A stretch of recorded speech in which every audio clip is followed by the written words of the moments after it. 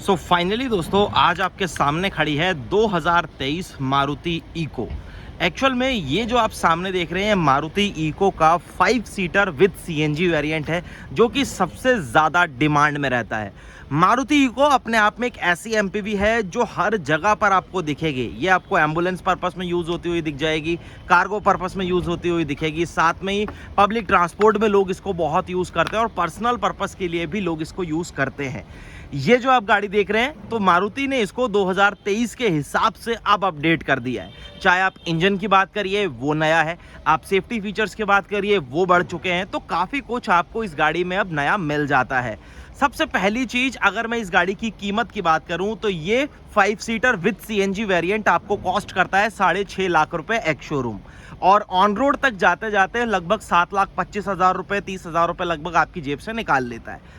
Overall अगर हम facial impression की बात करें तो गाड़ी सामने से आज भी वैसी ही दिखती है जैसे पहले दिखती थी, लेकिन हुड के ऊपर अगर आप देखेंगे हल्की सी क्रीजेस हैं, ओवरऑल सही दिखाई देती हैं। हेडलैम्प्स जो आप यहाँ पर देख रहे हैं ये normal reflector base halogen headlamp है, लो बीम हाई बीम दोनों ही जगह के लिए। साथ में ही आपको जो है नॉर्मल टर्न इंडिकेटर्स मिलते हैं।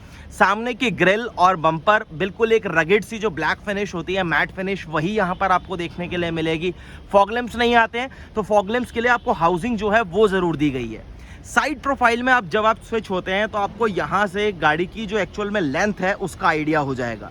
इस गाड़ी की ओवरऑल लेंथ है 3675 mm की और 2350 mm का मारुति इको आपको व्हील बेस ऑफर करती है। ये गाड़ी और भी कई चीज़ों की वजह से बहुत प्रैक्टिकल हो जाती है, जैसे कि इसके स्लाइडिंग डोर्स। अब स्लाइडिंग डोर्स आज के टाइम में आपको बहुत ही कम गाड़ियों में देखने के लिए मिलते हैं, लेकिन मारुति इको आज भी आपको ऑफर करती है। यही एक रीज़न है कि एम्बुलेंस, कार्गो पर्पस के लिए, पैसेंजर पर्पस के लिए ये गाड़ी बहुत ज़्यादा यूज़ में आती है और बहुत ही बजट में भी आ जाती है, साथ में ही काफ़ी प्रैक्टिकल भी बन जाती है। ORVM की अगर हम बात करेंगे तो ORVM बिल्कुल नॉर्मल है, कोई पावर एडजस्टमेंट नहीं आता, आपको इसको मैनुअली ही फोल्ड भी करना पड़ता है, एडजस्ट भी। फेंडर के ऊपर नॉर्मल टर्न इंडिकेटर आपको देखने के लिए मिलेगा और यहाँ नीचे आपको मिलते हैं 13 इंचेस के नॉर्मल स्टील व्हील। अभी ये कैप आपको इसके ऊपर नहीं दिख रहा है यहाँ पर, नहीं तो एक सेंटर में कैप भी आता है, लेकिन फिलहाल अभी यहाँ पर इसकी जो प्लेसमेंट है वो नहीं की गई है। टायर साइज है 155R 13C, जो इसका एक्चुअल टायर साइज है वो आपको यहाँ पर दिख जाएगा। फिर अगर आप गाड़ी के विंडो ग्लास एरिया की बात करेंगे, विंडो ग्लास एरिया गाड़ी के काफ़ी बड़े हैं, उसकी वजह से गाड़ी और ज़्यादा स्पेशियस फील होती है जब आप कैबिन में बैठते हैं। तो आप ड्राइवर साइड की विंडो देखेंगे, ये वाली आप विंडो देख लीजिए, ये भी काफ़ी बड़ी है। और अगर आप यहाँ पर पीछे क्वार्टर पैनल के ऊपर विंडो देखेंगे तो ये विंडो भी एक्चुअल में काफ़ी बड़ी साइज़ की आपको फील होती है। फिर आप रेयर प्रोफाइल में शिफ्ट होइए। रेयर प्रोफाइल में इको बिल्कुल सिंपल सी है, कोई बहुत कुछ यहाँ पर आपको अट्रैक्टिव तो नहीं दिया गया, लेकिन यहाँ पर सुजुकी का लोगो है, नीचे थोड़ी सी आपको ग्लॉसी सी फिनिश मिल जाती है। इको का डीकल यहाँ पर यूज़ किया गया है। विंडशील्ड है, नॉर्मल सी विंडशील्ड आपको मिलती है। स्टॉप लैंप आपको यहाँ मिलेगा, सीएनजी का जो डीकल है वो आपको देखने के लिए मिल जाएगा। रेयर बम्पर जो है वो प्रॉपर ब्लैकड आउट ही है। दो आपको यहाँ पर पार्किंग सेंसर्स मिल जाते हैं। गाड़ी रियर व्हील ड्राइव के साथ आती है, तो यहाँ से आपको प्रॉपर इसकी रियर व्हील ड्राइव का सेटअप जो है वो विजिबल हो जाता है। मारुति ने एक चीज़ अभी भी नहीं करी, वो ये कि इस गाड़ी का जो साइलेंसर है ना वो बहुत चोरी होता है, बहुत आराम से खुल जाता है, क्योंकि सारी चीज़ें आपको यहाँ से विजिबल हो जाती हैं और आप इजीली इसको खोल सकते हैं। लेकिन अगर उसका भी कोई बढ़िया जुगाड़ कर दिया होता तो मेरे हिसाब से वो काफ़ी सही चीज़ हो सकती थी। टेल लैंप्स बिल्कुल सिंपल से हैं, स्टॉप लैंप आपको मिलेगा, टर्न इंडिकेटर अभी जल ही रहा है, रिवर्स लैंप जो है वो भी आपको यहाँ पर देखने के लिए मिल जाता है। इस साइड अगर आप शिफ्ट होते हैं तो यहाँ पर आपको सीएनजी फिलिंग नोजल दी गई है, उस साइड में पेट्रोल टैंक के लिए है, इधर सीएनजी टैंक जो है उसकी फिलिंग नोजल दी गई है। और ये कैप जो है वो आपका इस तरीके से नायलॉन के थ्रेड के साथ यहाँ पर प्रॉपर बंधा हुआ आपको मिल जाता है। अब अगर हम बूट स्पेस की बात करें, सीएनजी टैंक की बात करें, तो वो भी मैं आपको दिखाता हूँ। तो बूट एक बार आप यहाँ से चाबी लगाइए और इसको कर लीजिए अनलॉक। अनलॉक होने के बाद आपको यहाँ पर इसका जो है वो प्रॉपर एक लीवर मिल जाएगा जहाँ से आप इसे खोल सकते हैं। ये है अब इसका बूट एरिया। अगर आप 7 सीटर ऑप्शन के लिए जाते हैं तो उसमें सीएनजी नहीं है, तो उसमें आपको सीट एक्स्ट्रा मिलती है, लेकिन बूट स्पेस बहुत लिमिटेड हो जाता है, लगभग 250 लीटर के आसपास। बट यहाँ पर बहुत बड़ा बूट स्पेस आपके पास है। सीएनजी टैंक 65 लीटर की वाटर कैपेसिटी के साथ है और कंपनी क्लेम करती है सीएनजी में इस गाड़ी की लगभग 26 किलोमीटर गाड़ी चलेगी पर केजी में। 65 लीटर की इसकी कैपेसिटी है, लेकिन ऑन एन एवरेज गाड़ी 22 के आसपास किलोमीटर जो है वो 1 किलो सीएनजी में लगभग चल जाती है। जगह बहुत है आपके पास, सीएनजी टैंक होने के बाद भी काफ़ी अच्छी खासी जगह आपके पास है यहाँ पर लगेज वगैरह रखने के लिए, तो उससे रिलेटेड डेफिनेटली आपको कोई शिकायत नहीं होगी। ये जो आप बोल्ट देख रहे हैं ना, ये स्क्रू एक्चुअल में इसके स्पेयर व्हील को नीचे करने के लिए है। यहाँ से आपको प्रॉपर जो है उसकी प्लेसमेंट्स भी विजिबल हो जाएंगी। इधर आपको स्पेयर व्हील जो है वो देखने के लिए मिलेगा, और ऊपर यहाँ पर अगर आप देखेंगे तो हर चीज़ यहाँ पर आपको प्रॉपर जो है वो कवरिंग दी गई है। हालांकि ये कोई हार्ड प्लास्टिक तो नहीं है, बिल्कुल नॉर्मल सा जैसा हमने गत्ता टाइप मटेरियल हम देखते हैं वही चीज़ है, लेकिन अच्छी चीज़ ये है कि नीटली इसको कवर किया गया है। कहीं पर भी आपको अनटाइडीनेस जो है वो चीज़ नहीं दिखेगी, हर चीज़ आपको बिल्कुल नीट एंड क्लीन दिखेगी। चाहे आप इस कारपेट की बात करिए, इसकी प्लेसमेंट्स यहाँ पर पीछे काफ़ी नीट है। इधर ये जो आप देख रहे हैं ये सारी जगह से काफ़ी अच्छी तरीके से मारुति ने फिलहाल इसको कवरिंग जो है वो दी हुई है।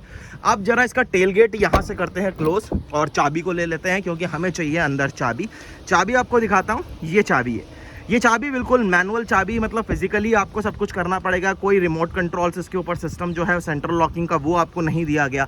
गाड़ी को अगर आपने लॉक करना है तो यहीं पे आपको चाबी फिजिकल यूज़ करनी पड़ेगी, और अनलॉक करना है तब भी। पेट्रोल टैंक के लिए भी सेम वही सिस्टम रहेगा, यहाँ पर आपको चाबी ही यूज़ करनी है। और 32 लीटर का पेट्रोल टैंक जो है वो आपको इसमें देखने के लिए इको में मिल जाता है। अब आप आइए कैबिन में। कैबिन में सबसे पहली चीज़ आपको डैशबोर्ड में थोड़ा बहुत बदलाव जो है वो ज़रूर दिखाई देगा, और 2 एयरबैग अब आपको इस गाड़ी में मिलते हैं, स्टैंडर्ड हो चुके हैं। तो यहाँ आपको ड्राइवर साइड में भी मिलेगा और को ड्राइवर साइड में भी मिलेगा। ABS विद EBD मिलेगा, और इंजन इमोबिलाइजर। अब इंजन इमोबिलाइजर एक सेफ्टी फीचर है, लेकिन क्या होता है वो भी मैं आपको बताता हूँ। ये जो आप चाबी देख रहे हैं ना, यहाँ पर जब आप अपनी चाबी को इंसर्ट करते हैं तो ECU में एक चिप इंसर्ट होती है जो कि ये कैच करती है कि ये इसी गाड़ी की चाबी है, तभी आपका इंजन स्टार्ट होता है। तो उसको इंजन इमोबिलाइजर बोलते हैं। तो वो सेफ्टी फीचर भी आपको इसमें मिल जाता है। डोर पैड बिल्कुल सिंपल सा आपको मिलेगा। सारी ही विंडोज़ आपको इस तरीके से मैनुअल लीवर के साथ मिलती हैं, यानी कोई पावर विंडो नहीं है। रोल अप रोल डाउन करने के लिए आपको इस लीवर को यूज़ करना है। यहाँ पर आपको डोर लीवर मिल जाएगा। लॉकिंग सिस्टम वही पुराने ज़माने का स्टैंडर्ड आज भी चलता आ रहा है, और ग्रैब हैंडल आपको कुछ इस तरीके से देखने के लिए मिल जाएंगे। फिर अगर मैं इन सीट्स की बात करूं तो ये रैक्सिन टाइप मटेरियल यहाँ पर यूज़ किया गया है, फैब्रिक भी नहीं है। एक्चुअल में ये फैब्रिक से भी नीचे की क्वालिटी आप इसे कह सकते हैं। तो वही रैक्सिन टाइप मटेरियल आपको यहाँ पर देखने के लिए मिलेगा। सीट में 2 टाइप का एडजस्टमेंट है, आप इसे आगे पीछे स्लाइड कर सकते हैं।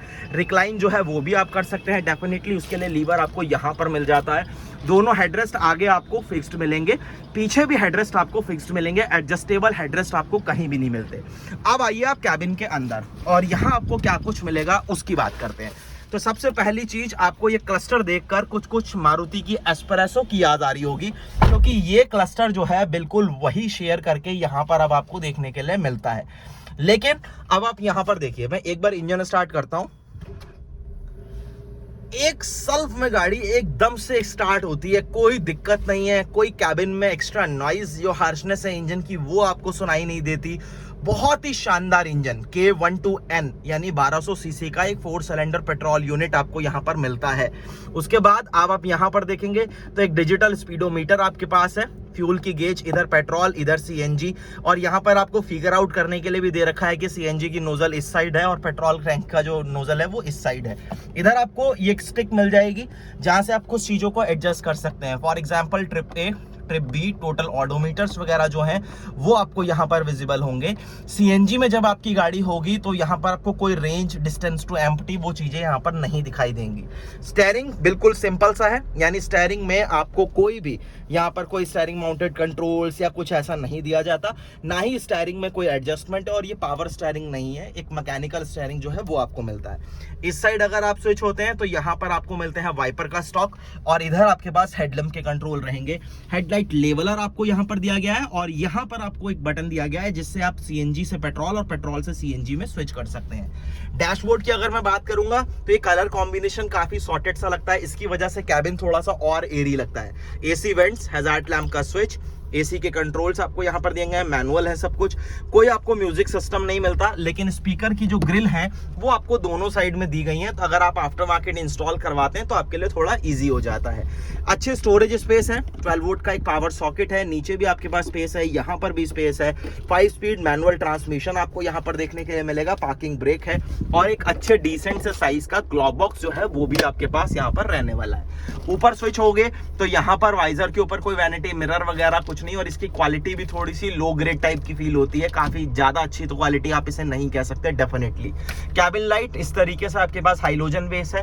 IRVM आपको यहाँ पर नॉर्मल देखने के लिए मिलेगा। सेम इसी तरीके का आपको वाइजर जो है वो यहाँ ड्राइवर साइड में देखने के लिए मिलेगा। कोई टिकट होल्डर के लिए अलग से सेपरेट आपको यहाँ पर जो है वो नहीं दिया गया।